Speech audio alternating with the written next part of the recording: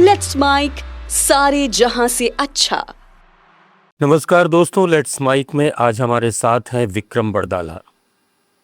विक्रम जी शिक्षा से आईआईटीएन हैं, पेशे से नौकरशाह रहे हैं, शौक है प्रगतिशील किसानी का और जिम्मेदारियों ने बना दिया इन्हें समाज सेवक। बहुत सारे पहलू हैं इनकी ज़िंदगी के। आज इनसे बात करेंगे इन सारी चीज़ों के बारे में। और सबसे पहले विक्रम साहब, मैं ये जानना चाहूँगा कि जिस इलाके से आप आते हैं, गंगापुर सिटी अपने पूर्वी राजस्थान का हिस्सा है, वहाँ से आईआईटीएन आप कैसे बने? शिक्षा की शुरुआत कैसे हुई, बताइए। नमस्कार जी सर, मैं बता दूं कि गंगापुर सिटी से करीब 25 किलोमीटर नादौती तहसील में मेरा गांव है बरदाला। और उस समय बरदाला जो गांव था उसमें हमारा 8वीं तक की स्कूल थी, हिंदी माध्यम की स्कूल थी। और उस समय एक क्रेज़ था कि जो बच्चा होशियार है पढ़ने लिखने में उसको आर्ट्स मत दिलाओ, उसको साइंस दिलाना, साइंस मैथ या साइंस बायोलॉजी। तो हम भी ठीक ठाक थे पढ़ाई में गांव में। फिर जो है 8वीं पास करी हमने और फिर पिताजी ने कहा भाई साइंस मैथ लेनी है तो बताओ गंगापुर में मिलेगी, जो नादौती में आर्ट्स हुआ करती थी नादौती तहसील में। तो फिर हमने, और या फिर हिंडौन सिटी जो हमसे दूर पड़ता था, तो गंगापुर सिटी में हमने साइंस मैथ्स लिया 9th क्लास में। और 3 साल वहाँ पढ़ाई करके तब टीडीसी कोर्स होता था, मतलब 11th होती थी, 10+2 नहीं होता था तब जी। 11वीं तक वहाँ पढ़ाई करी। उसके बाद में फिर वहाँ से हम जयपुर में, हमारा 12वीं करने जयपुर में आ गए थे। वहाँ आके पता चला है कि इंजीनियरिंग की दो सबसे बढ़िया एग्ज़ाम होती है, एक तो पीईटी और एक आईआईटी। तो हम जो है उस समय जयपुर में आकर रहने लगे। रहने के बाद में चौड़ा रास्ता में एक कोचिंग हुआ करती थी, शर्मा कोचिंग क्लासेस। बिल्कुल। बुजुर्ग आदमी थे बेचारे उस पीरियड में, वो ज़्यादा बच्चों को नहीं पढ़ाते थे, थोड़े से बच्चे थे उनके पास में। आप ताजुब करोगे, टॉप फाटक से मैं और चौड़ा रास्ता तक साइकिल से आता था। अभी तो शायद बच्चे इतनी दूर साइकिल से कहाँ जा पाएंगे, या टेम्पो में आते थे हम लोग जी। फिर ये मेरी किस्मत समझिए कि मेरा पीईटी में तो हुआ नहीं, लेकिन आईआईटी में हो गया सिलेक्शन। ऐसे करके मैं आईआईटी में दिल्ली में मेरे को एडमिशन मिला। बहुत खूब जी। और फिर जो है मैं 94 में वहीं से आईआईटी से पढ़ाई करके, और मेरा वहीं से जो है भारत सरकार की एक कंपनी एमएमटीसी, उसमें मेरा चयन हो गया था। तो मैं इंदौर में जाके मैंने वहाँ ज्वाइन कर लिया था। उससे लेके और अब तक मैं डिप्टी मैनेजर ज्वाइन किया था, महाप्रबंधक तक मैं एमएमटीसी में रहा हूँ। इस दरमियान आप कहाँ कहाँ पोस्टेड रहे? शुरुआत आपकी इंदौर से हुई, उसके बाद और कहाँ कहाँ रहे जॉब? शुरुआत में मैं इंदौर में, मेरी फर्स्ट पोस्टिंग थी, 1.5 साल वहाँ रहा था। उसके बाद में मेरे को रतलाम में मेरी पोस्टिंग रही। रतलाम के बाद में मेरा फिर ट्रांसफ़र जयपुर हो गया था 1999 में जी। फिर मैं जयपुर रहा करीब 10 साल। फिर प्रमोशन पर फिर मैं वापस दिल्ली चला गया था। फिर 2010 से और 2017 तक मैं दिल्ली रहा। दिल्ली से फिर मैं, तब तक मैं जीएम बन गया था, मतलब बीच में काफ़ी सारे प्रमोशन हो गए थे। तो मैं 17 में जयपुर आके मैं जीएम बन गया था जी। 17 से 20 तक मैंने यहाँ पर जयपुर में गौरव टावर में ऑफिस था हमारा, और सीतापुरा में 2 ऑफिस खुलवाए थे हमने यहाँ पर सोना चांदी की सप्लाई के लिए, ज्वेलर्स के लिए। मेरे टाइम में हुआ था वो। फिर कोरोना आ गया था। कोरोना के बाद में अगस्त 2020 में मैं फिर दिल्ली रीजनल ऑफिस में जीएम के रूप में मेरे को वहाँ ट्रांसफ़र कर दिया था। फिर मैं 1.5 साल वहाँ रहा। फिर 22 में मैं प्रतिनियुक्ति पर राजस्थान सरकार में गहलोत साहब के यहाँ जो एक सेल था, मतलब CM service delivery war room के नाम से, उसमें मैं डायरेक्टर के रूप में यहाँ 2022 में यहाँ आ गया था। फिर उसके बाद 23 में इलेक्शन हुए। 24 में मैं वापस बीच में ही अपना प्रोफेशन छोड़ के मैं वापस दिल्ली चला गया। तब से दिल्ली कंटिन्यू है। तो आपका अनुभव केंद्र के साथ भी काम करने का है और राजस्थान सरकार के साथ भी काम किया आपने। कुछ अंतर महसूस हुआ या दोनों की कार्यशैली में कोई फ़र्क है या कोई ख़ास अंतर आप देखते हैं या कोई ख़ास खूबी आप देखते हैं, वो बताइए। देखिए, दिल्ली में जो जिस तरह का हमारे वहाँ ऑफिस हेड ऑफिस रहा है, तो वहाँ ज़्यादा हमारा पब्लिक डीलिंग तो कभी था नहीं। और राज्य सरकार में मुझे जब डेपुटेशन पे था तो मेरा मैक्सिमम टाइम जो है पूर्वी राजस्थान का काम मुझे दिया गया था। तो मैं मतलब हर गांव में मैं जाता था, पूर्वी राजस्थान के लोगों से मिलता था। तो यहाँ का एक अलग एक वो था। और ये बेसिकली जो है धरातल पे जिसको कहते हैं ना, जो काम सरकार करती है वो काम वहाँ हुए कि नहीं हुए, उसके बारे में आम जनता का क्या फीडबैक है, वो राज्य सरकार में काम करने से पता चला मुझे। यानी यहाँ लोगों से जुड़ा हुआ आपका बहुत ज़्यादा रहा। जी जी जी, बिल्कुल जी। आपके बारे में एक जानकारी और मिली है कि आप बहुत अच्छे बड़े प्रगतिशील किसान माने जाते हैं। आपने बहुत सारे प्रयोग किए हैं, बहुत सारे डेवलपमेंट्स भी किए हैं, तो उसके बारे में कुछ बताइए। हाँ सर, ऐसा था कि मैं 2015 में मेरे पिताजी की डेथ हो गई थी। और मैं चूँकि परिवार का बड़ा ही बड़ा सदस्य हूँ और हम 4 भाई हैं। आज 10 साल तक भी हो गए हैं, लेकिन अभी तक मेरा परिवार संयुक्त परिवार ही है। पूरे हम भाई एक जगह रहते हैं जी। और 2015 के पिताजी की डेथ के होने के बाद में मैं फिर मेरा इस खास तौर से मेरा खेती के प्रति ज़्यादा, घर को भी देखना था। तो अचानक मैंने जो है फार्म पॉन्ड्स का बहुत सारा, मेरे खेतों में ज़्यादातर फार्म पॉन्ड्स मैंने खुदवाए। और आज की डेट में लास्ट अब इस साल भी एक फार्म पॉन्ड खुदवाया है। तो टोटल मेरे पास करीब 15 फार्म पॉन्ड हैं। फार्म पॉन्ड का मतलब ये है कि वो जो बरसात का पानी है वो हम इकट्ठा कर लेते हैं जी। और उस पानी से हम जो है न केवल अपनी ट्रेडिशनल खेती है, सरसों चने गेहूं में देते हैं, लेकिन कुछ कुछ नई फसल भी करने की कोशिश करते हैं, प्रयोग करते हैं उसमें, जिससे कि आमदनी ज़्यादा हो।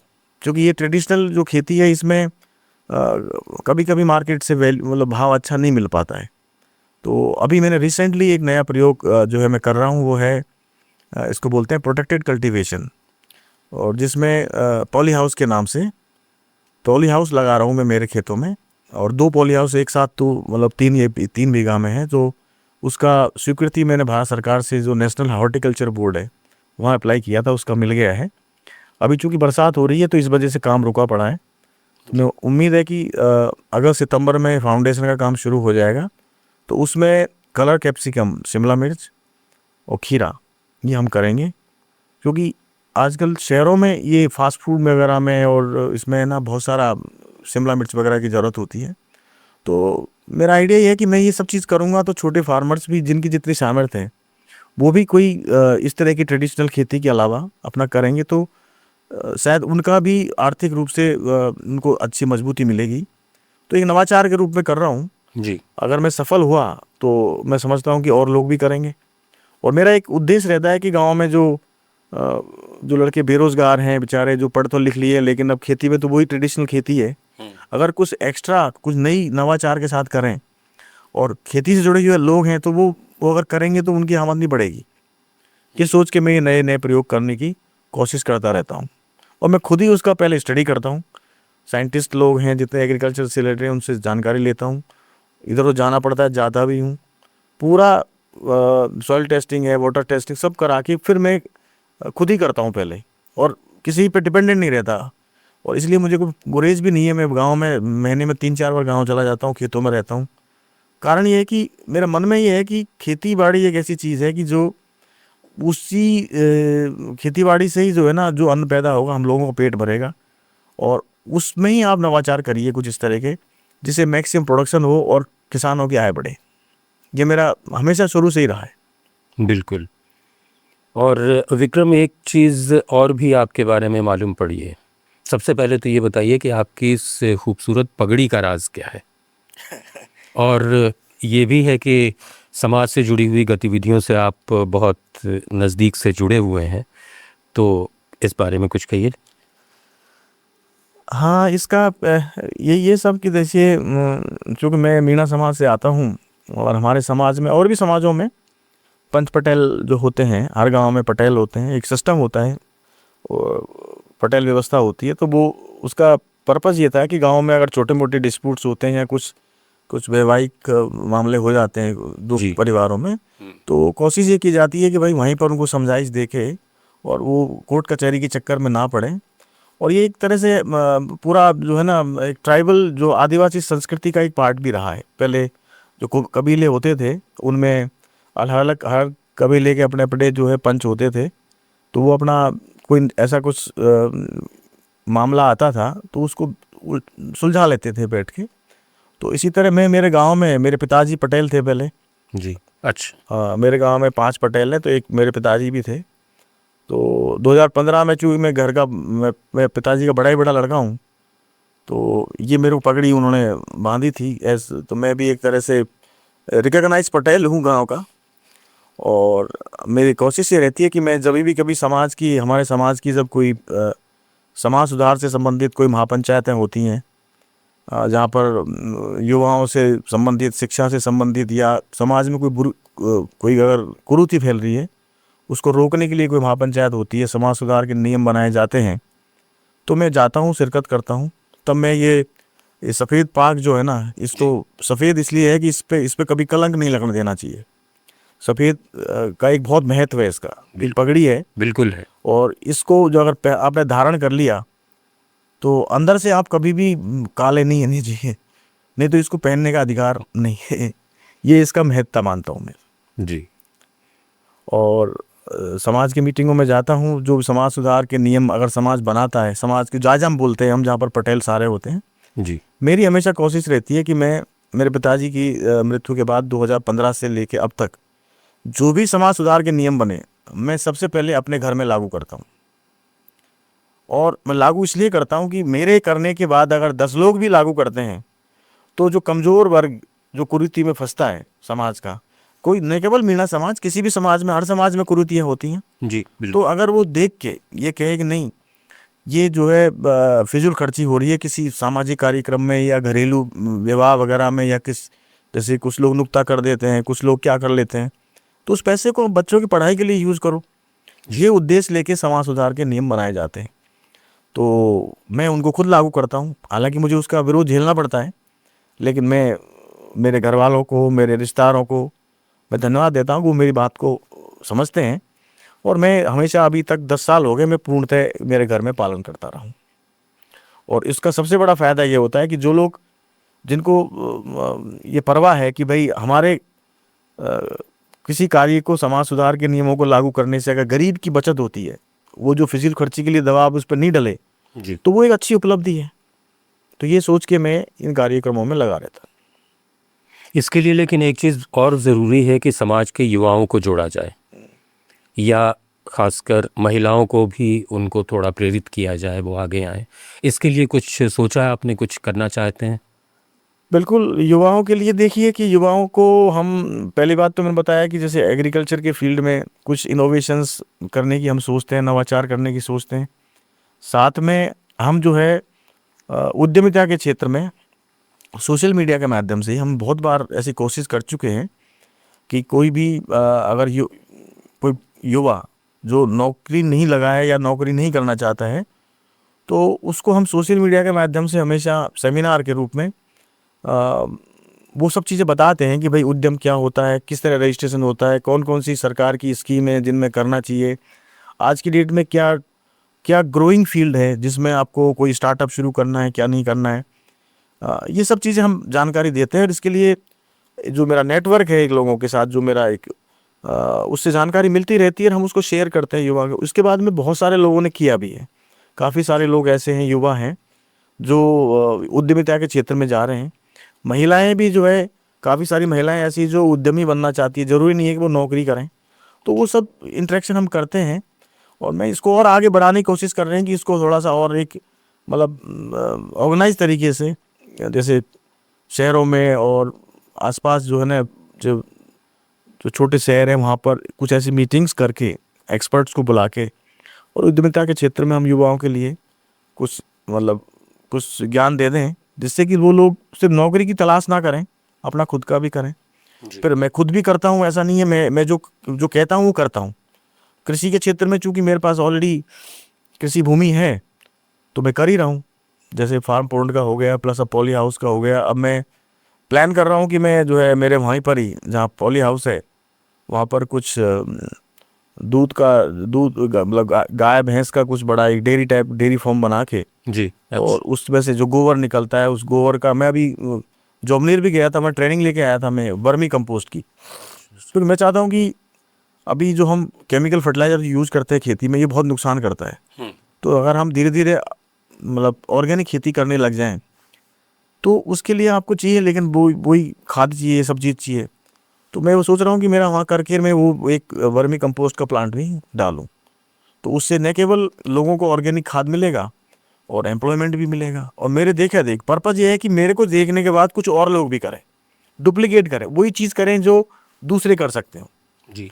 काम वो करो जो दूसरा भी कर ले, और लोग सीखें आपसे। लोग सीखें, और उसके बाद में लोगों को एम्प्लॉयमेंट मिले। जी। ये उद्देश्य लेके मैं हमेशा, मेरी ये फितरत रही है। और इतने इन चीज़ों में जो आपके नवाचार हुए या समाज सेवा हुई, इसमें आप जो आप विज्ञान ने आपको, आपकी आईआईटी की शिक्षा ने आपको क्या दिया, क्या महसूस करते हैं? देखिए, मैं बड़ाई तो नहीं करूँगा, लेकिन एक ज़रूर कहूँगा कि आईआईटी में प्रवेश हो जाने के बाद में ये तो मुझे एहसास हुआ कि जब आप उस पीरियड में, जब आपकी उम्र 17-18 साल होती है, जब आप आईआईटी में चले जाते हैं, और वो एक आपका ग्रोइंग माइंड होता है, उस समय सब चीज़ को एक्सेप्ट करता है वो। और उस पीरियड में आईआईटी में सभी राज्यों के लोग, बच्चे आते हैं, वहाँ सारे जीनियस आते हैं। उनसे जब आपका इंटरेक्शन होता है, तो आपका ओवरऑल डेवलपमेंट, मेंटल डेवलपमेंट कहिए, आपका बहुत ज़्यादा होता है, मेरा ऐसा मानना है। और उसका फ़ायदा ये हुआ कि आपको पूरे इंडिया के लोगों से जब इंटरेक्शन होने से, सब तरह के बैकग्राउंड के लोगों से होने से, पढ़ाई करने के बाद में फिर अपना खुद का जो एरिया है, जो जो एग्रीकल्चर फील्ड है, उसमें वो सब जो आपने वहाँ से जो आपका जो माइंड का जो डेवलपमेंट हुआ था, उसको नवाचार के रूप में आप डालने की कोशिश करते हैं। जी। तो उसका फ़ायदा मुझे बहुत हुआ है। आईआईटी में जाने के बाद मैं समझता हूँ कि मेरे जो रेजिडेंस होती है माइंड में कोई चीज़ को नहीं करने की, वो नहीं है। मैं कोशिश करता हूँ कि चाहे भले डिफ़िकल्ट काम है, कोई तो तरीका होगा इसको करने का। जी। ऐसे नहीं तो ऐसे करेंगे। अब जैसे पॉली हाउस का केस लें, मेरा क्षेत्र वो माड़ क्षेत्र है। माड़ क्षेत्र मतलब यहाँ बरसात कम होती है, और मेरे यहाँ पर ब्लैक कॉटन सॉइल है, चिकनी मिट्टी है, उपजाऊ बहुत है, बट वो उसमें जब पानी चला जाता है तो वो इतनी चिकनी है कि वो सॉलिड हो जाती है, और उसके बाद में पानी उसमें से मतलब मॉइस्चर निकलता नहीं है जल्दी से। तो उसकी वजह से गेहूँ, चने, सरसों तो अच्छी होती है, बट दूसरी क्रॉप कहते हैं कि इसमें नहीं हो पाएगी। कारण ये है कि इसमें कुछ बीमारी हो जाएंगी। तो मैंने इस चक्कर में इसमें से कुछ साइंटिस्ट को मैंने मेरे यहाँ निवेदन किया, पूसा से आए थे, मैंने इसकी टेस्टिंग भी कराई सॉइल की।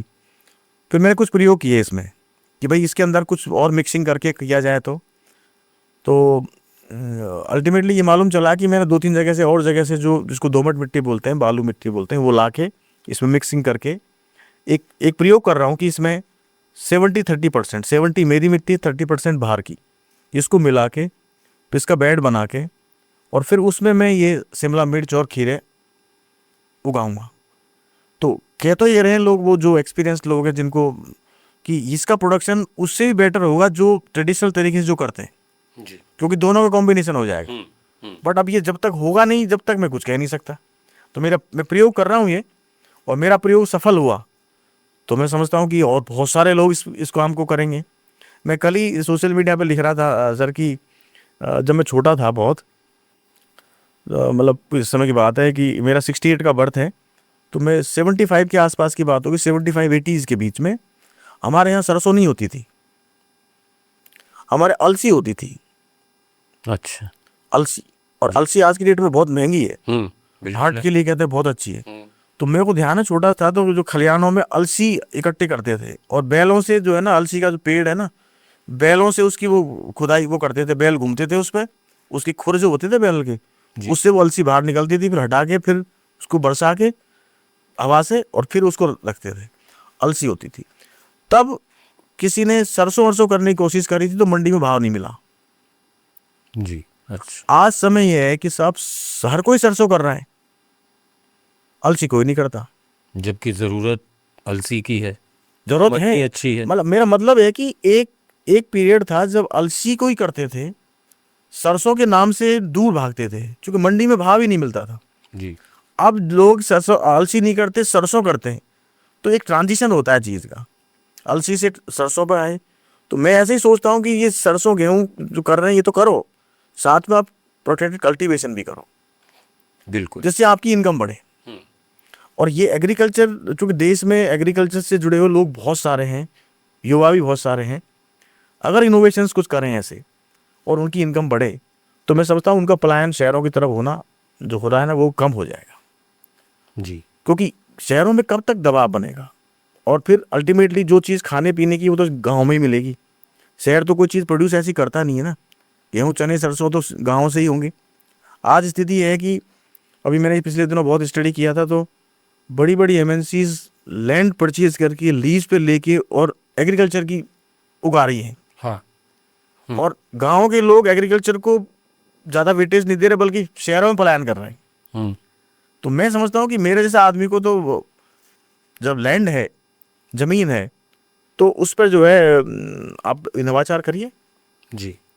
ऑर्गेनिक की तरफ जाइए।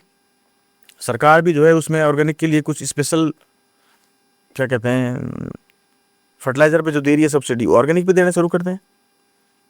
तो ये नवाचार करना चाहिए, मैं समझता हूँ। और आप जिस इलाके से आते हैं वैसे भी उधर एग्रीकल्चर की तरफ लोगों का रुझान ज़्यादा है क्योंकि इंडस्ट्रीज़ कम हैं।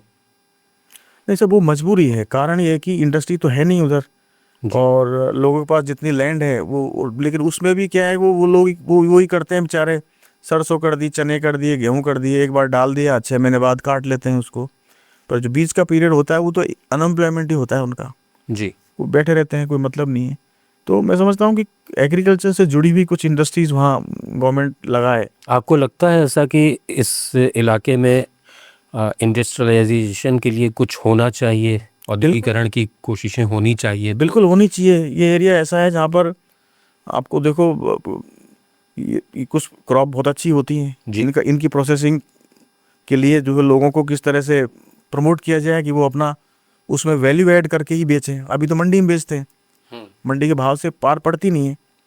तो कुछ ऐसा किया जाए कि प्रोसेसिंग के लिए स्पेशल स्कीम कुछ निकाली जाए ऐसे क्षेत्रों के लिए कि फार्मर्स खुद ही करें जी, और उसमें वैल्यू ऐड करके और फिर उसको मार्केट में भेजा जाए। क्योंकि देखिए इंडस्ट्री के लिए जो बेसिक चीज़ें चाहिए वो सब चीज़ें हैं उधर।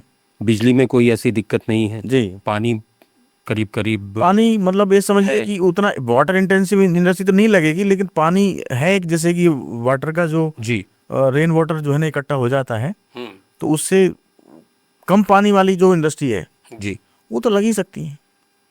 तो उसमें कोई बुराई नहीं है और लगानी भी चाहिए, क्योंकि ये एरिया पूरा ऐसा है पूर्वी राजस्थान का जो इंडस्ट्रियलाइजेशन के मामले में बहुत पिछड़ चुका है। जी। कोई इधर कोई रिको इंडस्ट्री एरिया गंगापुर में है या हिंडौन में है, और कहीं है ही नहीं। और आज होना ये चाहिए कि ये बहुत बड़ा एरिया है इधर का हमारा, जो जिस एरिया की हम बात करते हैं, जहाँ पर क्रॉप भी अच्छी होती है। तो एग्रीकल्चर से जुड़ी हुई कुछ क्रॉप यहाँ पर, कुछ इंडस्ट्रीज यहाँ पर खोलनी चाहिए, गवर्नमेंट को उसमें प्रमोट करना चाहिए। कुछ और हमें बताएंगे अपने शौक के बारे में? मेरे को साहब कोई शौक नहीं है, बस यही है कि मैं लगा लीजिए कि महीने में 3-4 बार गांव चला जाता हूँ। दिल्ली से एक्सप्रेस पे पकड़ता हूँ सीधा गांव। जी। कोशिश से रहती, चूँ माता जी वहीं रहती है, वो हमारे साथ आती नहीं है, जयपुर में भी नहीं आना पसंद करती, कहती मेरे को यहीं ठीक लगता है। तो उनसे वो है, प्लस जॉइंट फैमिली है। तो मेरी कोशिश रहती है कि मैं गाँव जाऊँ, अपना एग्रीकल्चर से जुड़ी चीज़ें, सोशल जो इश्यूज़ होते हैं उसके लिए कभी मीटिंग्स होती है, उसमें भी मैं हमेशा जाता हूँ, कोशिश करता हूँ। मैं मतलब ऐसा नहीं है कि सैटरडे संडे बैठ के अपना टाइम वेस्ट करूँ जी। कुछ मैं लगा ही रहता हूँ, बस यही मेरा वो है। और यही रीज़न है कि मैं अपने आप को हमेशा बिजी महसूस करता हूँ और मुझे अच्छा भी लगता है। जी। अपने राजस्थान में एक चीज़ आपने देखी होगी, यहाँ हर 5 साल में सरकार बदलती है। कभी एक पार्ट जो अभी सत्ता पक्ष में है वो विपक्ष में चला जाता है, जो विपक्ष है वो सत्ता पक्ष में आ जाता है। इसका कोई असर आप महसूस करते हैं अपने इलाके पर, अपने इलाके के डेवलपमेंट के ऊपर? देखिए, मैं चूँकि यहाँ रहा हूँ इस सरकार में करीब 2-2.5 साल रहा था मैं, और मेरा पूर्वी राजस्थान का ही मुझे काम दिया गया था। तो मैं बेसिकली यही देखता था कि सरकार की जो पॉलिसीज़ हैं, ख़ासतौर से जो आम आदमी से जुड़ी हुई हैं जी, उनकी मैं फीडबैक लिया करता था कि भाई चाहे किसानों से संबंधित हो, चाहे हेल्थ से संबंधित हो, एजुकेशन से हो। तो उस समय ऐसा एक लोगों में एक उत्साह सा नज़र आता था मुझे कि हाँ ये स्कीम है जी, फ़ायदा मिल रहा है हमको, अच्छा है, ये बढ़िया है, ये है वो है। और आज करीब करीब 1.5-2 साल बाद में, 1.5 साल हो गई, कभी अभी भी जाता हूँ गांव, पूछता हूँ तो लोग थोड़े से निरुत्साहित से रहते हैं, मतलब उन चीज़ों को लेके कि नहीं पहले ठीक था, अब थोड़ा सा भय है उनको कि कोई कौन सी स्कीम बंद हो गई है। हालांकि मुझे नहीं पता क्या बंद हुई क्या नहीं हुई, लेकिन जनरली जो लोगों का जो फीडबैक मिलता है जी। तो अब ये क्यों हुआ ये तो मैं नहीं पता, मुझे नहीं पता क्या सरकार किस तरह से कर रही है क्या नहीं कर रही है। लेकिन पहले का जो पिछली सरकार का जो है, मेरा अपना फीडबैक, अपना पर्सनल जो फीडबैक था, उस हिसाब से लोगों में बड़ा उत्साह था, लोग खुश भी थे। वो एक अलग चीज़ है कि बाद में चुनाव में हो सकता है कि लोगों का पर्टिकुलरली अपने जो कैंडिडेट हैं, अपने जो जनप्रतिनिधि हैं, उनके प्रति उनका गुस्सा रहा होगा। अदरवाइज सरकार के प्रति मैं समझता हूँ कि मेरा जो फीडबैक था, सरकार के प्रति किसी को कोई नाराज़गी नहीं थी। जी। और कुछ मुद्दे बनाए थे, झूठे सांचे मुद्दे बना देते हैं लोग, पॉलिटिक्स में कुछ भी कर देते हैं, उसमें मैं ना ज़्यादा नहीं बोल सकता, लेकिन ओवरऑल ठीक था पहले। अब थोड़ा सा मुझे डिक्लाइनिंग फेज लग रही है उसमें। जो मेरा पर्सनल लोगों से इंटरेक्शन होता है जी। तो ख़ास तौर से जो कुछ पॉलिसी जो पहले बड़ी अच्छी जो वो थी, मतलब योजनाएं थी, उनमें शायद कुछ चेंज किया होगा, कुछ रद्दोबदल किया होगा, तो उससे उतना अच्छा फीडबैक नहीं है। अभी भी लोग ऐसा सोचते हैं आपके इलाके में? अभी भी ये सोचते हैं कि पहले ठीक था। अच्छा। हाँ, और अब अगर इस तरह चलता रहा तो मुझे नहीं पता कि अभी 3.5 साल बाद क्या सोचेंगे लोग। तो अब ये तो जनता है, इसका जो सोचती है, जो उसको ऐसा लगता है, महसूस होता है, वही सोचेगी वो तो। जी। अब हम तो एक ऑब्जर्वर ही तो हैं। मान लो किसी से बात कर ली, पूछ लिया, तो इवन अभी कुछ दिनों पहले मैं ही जयपुर में ही था, तो मैं गाड़ी की सर्विस कराने गया था, तो वहाँ वैसे ही पूछ लिया मैंने कि 2-3 लोग बैठे थे, तो पहले सरकार में इसमें क्या फ़र्क है? अरे साहब पहले वाली तो अच्छी थी, बहुत बढ़िया, अच्छा लगा था, ये था। एक व्यक्ति जो है वो सुन रहे थे बहुत देर से, तो कहते साहब मैं तो वैसे तो देखो उस दूसरी पार्टी का आदमी हूँ, लेकिन ये बात तो है कि पहले के सीएम साहब, उनके प्रति उनका हमारा सम्मान है बहुत। तो ये चीज़ें, ये क्या बेसिकली लोगों की भावनाएं जागृत निकल के आती हैं। जी। अब ये कहीं न कहीं से तो है ही है ना कोई चीज़, इसको कोई चेंज नहीं कर सकता। ये तो बेसिकली जो इम्प्रेशन लोगों के दिमाग में पड़ता है, वो देखने के बाद ही पड़ता है कि क्या चल रहा है, अब पहले क्या था और अभी क्या है। अब वो क्यों हुआ है, इसका मूल्यांकन तो वही कर सकते हैं जो लोग पॉलिसी इम्प्लीमेंटेशन कर रहे हैं या बना रहे हैं। जी। भविष्य की क्या योजनाएं हैं आपकी? भविष्य की योजनाएं मैंने बताया ना सर, जैसे एक तो मैं एग्रीकल्चर फील्ड में मेरा फिर से फर्दर इनोवेशंस में लगा रहूँगा, ये मेरा एक टारगेट है। और आगे भी कुछ ऐसे, ये मेरा जो, अगर ये पॉली हाउस वाला मेरा सक्सेसफुल होता है ये वेंचर, मैं फर्दर इसको हब बनाना चाहता हूँ। उस एरिया में एक क्लस्टर बन जाए, पूरा हब बन जाएगा, तो मैं समझता हूँ कि छोटे छोटे फार्मर्स, अब मैं तो चलो 3 बीघा का लगाया हूँ, छोटे फार्मर आधा बीघा का, 1 बीघा का भी लगा लें। उसका रीज़न ये है कि जब आप प्रोडक्शन बहुत सारा होगा, तो प्रोडक्शन जब ज़्यादा होता है तो जहाँ पर आपको सेल करना है वो लोग ऑटोमेटिकली आ जाते हैं, तो आपका मार्केटिंग का इशू नहीं आता है। तो एक तो ये हो गया। इसके अलावा मैं जो है वीट में, गेहूं का जो है ना, गेहूं की जो क्वालिटी वाइज जो अच्छा गेहूं है, उस गेहूं का मैं एक प्रयोग कर रहा हूँ, उसका भी एक सॉर्टिंग ग्रेडिंग का एक प्लांट लगा के। जी। और उसको स्पेशली एक स्पेसिफिक ब्रांड जो बहुत अच्छी है, स्वादिष्ट है और अच्छी है, जिसको बाद में ऑर्गेनिक में कन्वर्ट कर सकें, जिसका प्रोडक्शन भी लोग अच्छे लें होता हो, तो वो मैं एक प्रयोग और कर रहा हूँ। तो उसके लिए रिको इंडस्ट्रियल एरिया, यहाँ उसमें हमने एक आइडेंटिफाई किया है, एक जगह ली है, उसमें एक प्लांट लगा रहे हैं और शुरुआत करेंगे सिर्फ वीट का ग्रेडिंग करने का। और उसको हम ऑन डिमांड जो लोग लेना चाहेंगे, जिनको अच्छी क्वालिटी का गेहूँ चाहिए, बाद में उसको फिर ऑर्गेनिक में कन्वर्ट करेंगे पीछे से। स्पेशली जैसे मैं मेरे यहाँ शुरू करूँगा, मेरे यहाँ जैसे 20-30 बीघा में एक बार ऑर्गेनिक करने की कोशिश करूँगा। उसमें जब मेरे को प्रॉफिटेबिलिटी नज़र आएगी तो दूसरे फार्मर्स को भी हम प्रमोट करेंगे, भाई आप भी करिए। बट इसमें गवर्नमेंट का सपोर्ट चाहिए। जी। ऑर्गेनिक जो कोई करता है ना, तो उसमें जैसे इन चीज़ों के लिए गवर्नमेंट फर्टिलाइजर्स वगैरह में सब्सिडी दे रही है खूब, जो रेट वगैरह में। ऑर्गेनिक करने के लिए गवर्नमेंट को कुछ स्पेशल इंसेंटिव्स देने चाहिए, क्योंकि नहीं तो लैंड ख़राब होती जा रही है। अभी मुझे ताज्जुब हुआ कि जब मैं जिसकी सॉइल टेस्टिंग कराने गया मेरे जो पॉली हाउस के लिए, तो मेरा खेत का जो सॉइल है उसकी पीएच मुझे 8.5 8-20 इतना नज़र आई। और जो मैंने कुछ ज़मीन ऐसी थी मेरी जिसको मैंने यूज़ नहीं किया था, कभी यूज़ ही नहीं हुई थी, खेत का डोड़ा होता है ना जो, जी। बहुत बड़ी थी वो, मैंने उसको निकलवा के मैंने पॉली हाउस के लिए डाल दिया। अच्छा। मुझे पता था कि इसमें पीएच बढ़ा हुआ है एग्जिस्टिंग खेत में, उसमें इसमें चूँकि यूज़ ही नहीं हुआ फर्टिलाइज़र, उसका पीएच क्यों बढ़ा था? क्योंकि उसमें हर साल फर्टिलाइज़र यूज़ होता था, डीएपी हो गया, यूरिया हो गया, कुछ हो गया। उसकी जब मैंने टेस्टिंग कराई, आप ताज्जुब करोगे, उसकी पीएच 7.5 7.25 जो परफेक्ट होती है। तो मतलब ये हुआ कि आपने फर्टिलाइजर यूज करके उसकी पीएच खराब कर रहे हो। वाटर की जब मैंने टेस्टिंग कराई, वाटर की पीएच 7.5 आई करीब करीब, लेकिन 7.5 भी नहीं आनी चाहिए, चूंकि अंडरग्राउंड वाटर नहीं है, वो रेन वाटर है। तो रेन वाटर है। लेकिन जब मैंने पूछा उनसे कि इसमें बड़ा क्यों है ये, कि जो खेत में से जो पानी निकल के आया उसने जो केमिकल था वहाँ उसको वहाँ ले गया, तो उससे पीएच बढ़ गया। 7 अगर पीएच होता तो परफेक्ट होता है, 7.5 भी अच्छा है जी। अब मेरा जो पॉली हाउस का जो पानी आएगा ऊपर से नेट का, वो पॉन्ड में जाएगा, उसमें कोई केमिकल नहीं होगा, डायरेक्ट रेन वाटर स्टोर होगा, उसकी पीएच 7 होगी।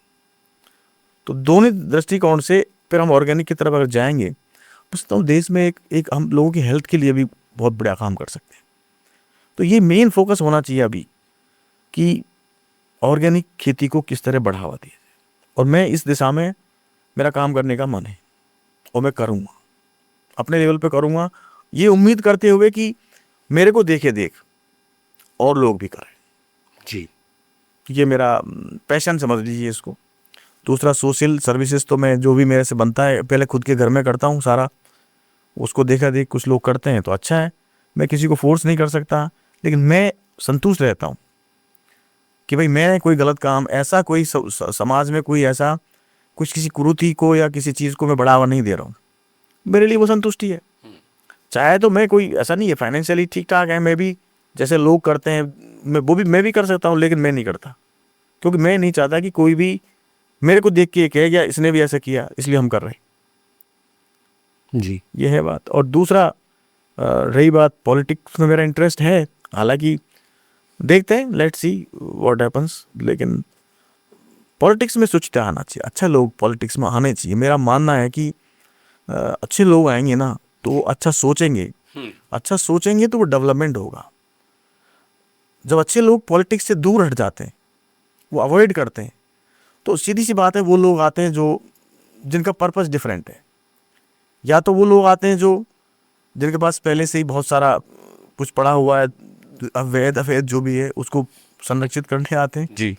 या फिर वो ऐसे हैं जो जिनके पास कुछ भी नहीं है, चलो इससे आगे पैसे कमा लेंगे, या फिर जो खर्च कर दिया उसको वापस उगा लेंगे।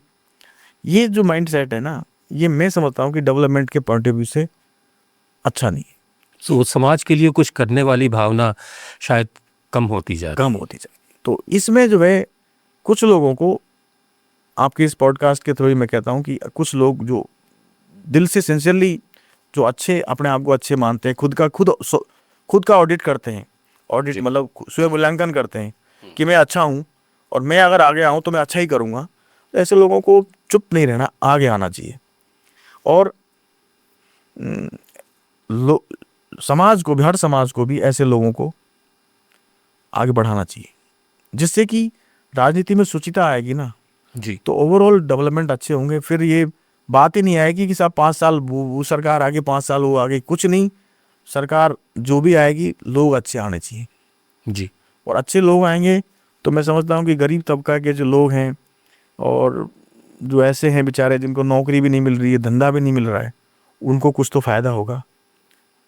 और दूसरी चीज़ क्या है कि अच्छे लोग आएंगे तो उद्योग धंधे भी खुलवाने की कोशिश करेंगे, एक नया मतलब एक पूरा माइंडसेट चेंज होगा।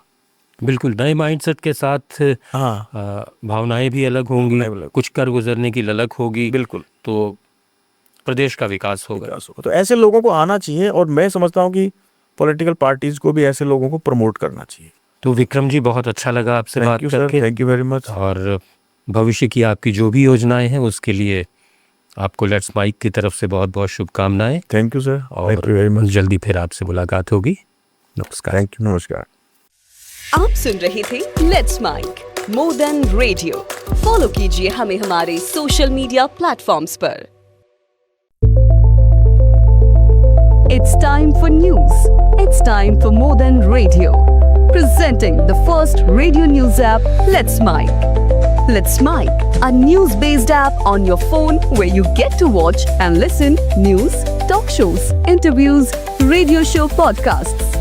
On Let's Mic, you get all relevant information of TV, print, radio, podcast, and digital. Let's Mic talks about every segment of life.